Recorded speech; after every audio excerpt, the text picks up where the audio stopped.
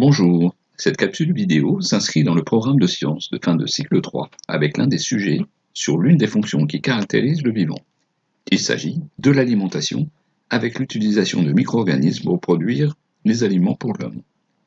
L'aliment choisi est le pain.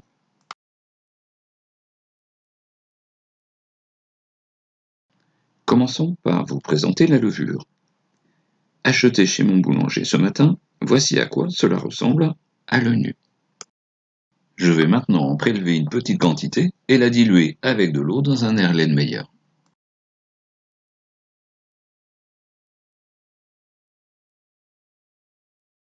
À l'aide d'une pipette, je vais prélever une goutte du milieu pour la déposer entre lame et lamelle afin d'observer les levures au microscope.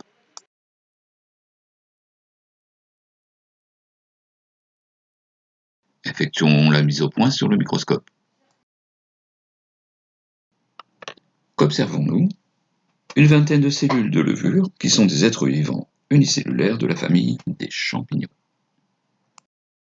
Un plus fort grossissement nous montre que les levures ont bien les caractéristiques de cellules, à savoir la présence d'un noyau, d'un cytoplasme, d'une membrane cytoplasmique accolée à une paroi qui protège la cellule. Vous remarquerez que certaines cellules présentent un bourgeon prêt à se détacher de la cellule mère. C'est leur façon de se multiplier, par bourgeonnement. Les graphiques suivants vont nous apprendre autre chose. Je vous laisse comparer les constituants pour 100 g de farine à gauche et pour 100 g de pain à droite. Que remarquez-vous?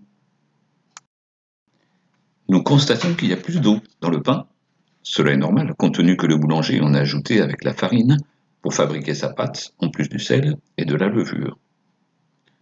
Deuxième remarque, la quantité de glucides a diminué, et surtout les sucres rapides ont disparu.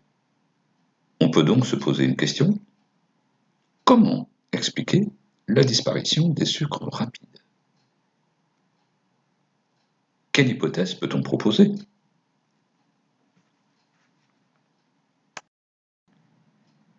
Les sucres rapides sont peut-être des aliments pour les levures, qui les utilisent pour se développer et se multiplier. Pour vérifier cette hypothèse, nous pourrions envisager une série d'expériences.